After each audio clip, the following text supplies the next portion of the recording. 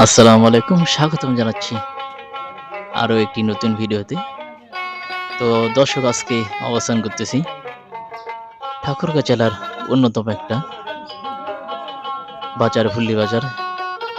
তো আসন্ন ঈদুল ফিতরকে কেন্দ্র করে কিন্তু ভুল্লি ডিগ্রি কলেজে প্রতিবারে নেই, এবারও গরু এবং ছাগলের বিশাল হাটের বাজার অনুষ্ঠিত হচ্ছে।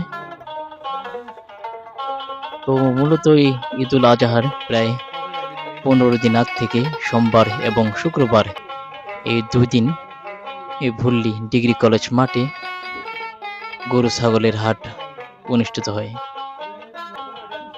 তো মূলত আজকে ঈদের আগের দিন। তো আজকে হচ্ছে শেষ বাজার। তারই ধারাবাহিকতায় এখানে হাজার হাজার মানুষ,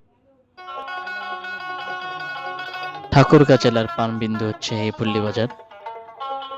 প্রায় 5টি ইউনিয়নের মানুষ এখানে বসবাস করে।